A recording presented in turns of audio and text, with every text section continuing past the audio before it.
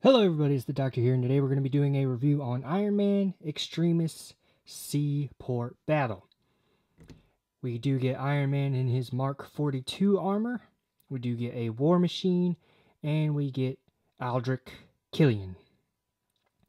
Killian is one of the main characters that are introduced in this film, but maybe not exactly in the sea boat scene.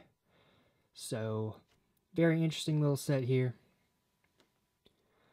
On the back, the boat has flick fire missiles. Of course, you always have flick fire missiles. Looks like there's a secret compartment, a buoy that for some reason explodes randomly, and Iron Man and War Machine, Tony Stark and good old Mr. Rhodes fighting it out on the sea. Interesting set.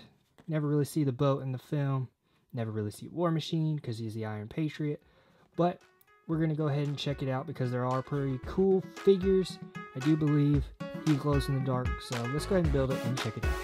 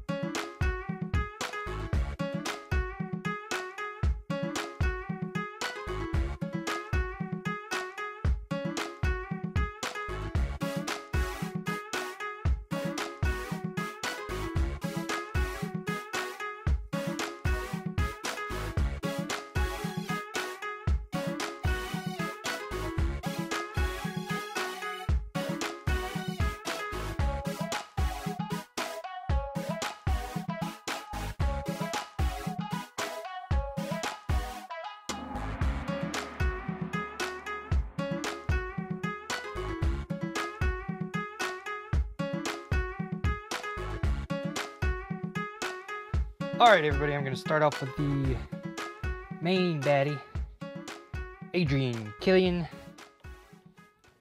Pretty cool figure. Nice little suit. Has his kind of messed up face. He has a gun, which I'm not really sure how often he actually used a gun, but we get a gun anyways. This figure is probably not the most accurate figure I've ever seen, but at least we actually get a figure of him. We do get a dual-sided face on him as well, like so. Regular face and a angry all biohazard up face. If you watch the movie, you'll know why he's all like this. But what's really cool about this headpiece is that it is glow in the dark. If you turn out the lights, you can see that his face does glow in the dark. This side is not as glowy, mainly because the hairpiece was on, but this side you can definitely see is glowing. Very cool little feature, although it does make his head look a little bit odd when it's not glowing in the dark because it's got that weird green tint to it. Next we have War Machine. Very cool figure. We do get a few red bricks to go underneath his feet to replicate his jet propulsion. Mask does lift up to reveal Captain Rhodes.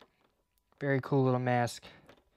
Closes back down. As you can see, he is equipped with his Gatling gun, which was added on in the second movie.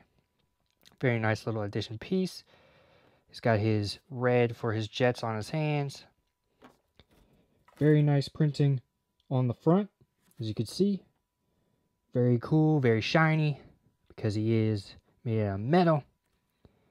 Although, it is very unfortunate he does not make appearance in this movie. He is actually painted the Red Patriot. This suit right here is repainted in a blue, white, and red color for more patriotic feeling to it. And for some reason, we get the War Machine in this set. He does come with some back printing as well as a dual-sided face. One is more closed-mouthed and serious, and one is a little bit more angry. Very nice back printing on there as well. Very shiny. Gets covered up by the gun, the Gatling gun. But if you want to use him as a Iron Man 2 version where he doesn't quite have the gun on there yet, maybe when he first steals it, you can just take it off. It's just a little additional piece and make him run around as non-War Machine, just stolen Iron Man suit. And last but certainly not least, we get Iron Man in his good old Mark 42 armor. Very cool looking, very shiny, very gold. It's a little bit more flexible. He puts this one on very differently than most of the other armors that he has. Little spoiler alert, but he actually puts it on with signals inside of his arm that he injected so that he can call it from pretty much anywhere.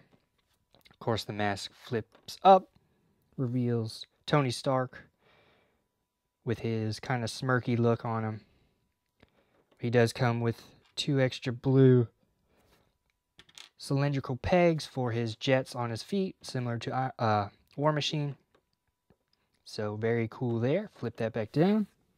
And as you can see, if you rotate, he does have nice back printing and a double-sided head. This side is a little bit more worried, maybe because of the crazy bioengineered Killian is probably wrecking him up pretty good. So let's go ahead and move on to the set itself. So we have a pretty basic set going on. We get a boat. We also get this buoy, which is supposed to have a few stickers on it, but I plan on using these red pieces for something else because it's kind of useless. All it does, really, is when you press this down, it'll explode off the top of the buoy. Interesting little piece, random piece. Not really needed for the set, but I guess to make it seem more like it's in the water, it's in the set. And the main piece is this boat. There are some flick fire missiles. You hold back on these here, and it'll fire like so. Just lost those, so probably won't be finding them again. Comes out from inside there. Very simple boat. Of course, we get the round pieces on the bottom to make it look like it's floating.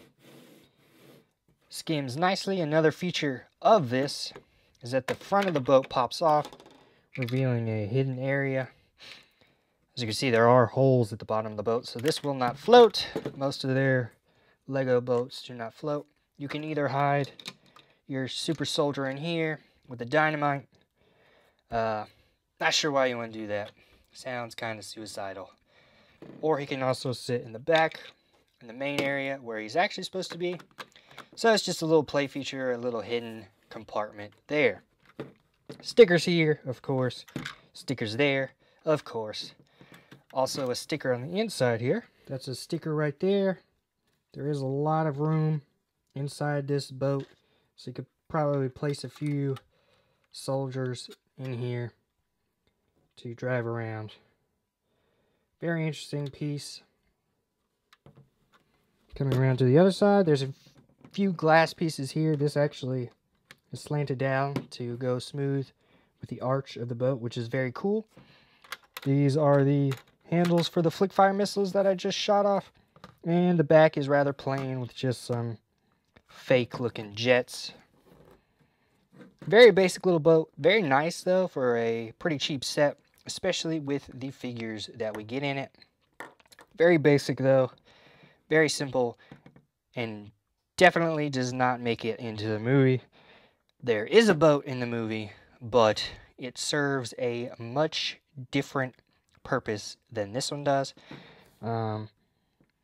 If you guys see the movie, you know exactly what I'm talking about, but I'm going to try not to spoil it for too many people who may have not seen it yet. But still a decent set if you take it separately from the movie. So my thoughts on this set. You get a nice little comic book in here. You probably will not really read it. It's just a few pictures. Doesn't really spoil too much. Just kind of shows the sets yet again. But if you take this set separate from the movie, if you don't really compare the fact that good old War Machine wasn't really in it, I would have liked to see Iron Patriot in this set, but we still get a War Machine, which is really cool. We kind of will be able to get Iron Patriot if you do a special pre-order, which is very unfortunate. It would have been nicer to have him maybe in another set, but kind of unfortunate on that. But that has nothing to do with this set as far as Lego goes. It's a great build, very simple build, pretty nice set, nice play features with the hidden area and the glow-in-the-dark face. And of course we get 3 really cool minifigures. I think the bad guy is probably the worst figure out of all 3. I know that we've gotten a few Iron Mans before, but the new print is really cool on him, so he probably outdoes the new bad guy. Mainly because the color of the face doesn't really match normal skin tones. It's kind of got that weird green glowy look to it, so that you know it is like a glow-in-the-dark piece. But it is pretty cool that it glows in the dark. But it seems kind of like a random thrown-in feature. I would have actually preferred to see it in a flesh tone and without the glow-in-the-dark, because it's really not that needed, especially with the front print of the angry face on there. I think that would have been just fine. But if you take everything away from comparing it to the movie, it actually is a pretty decent set for the price, so I am going to give it a build it.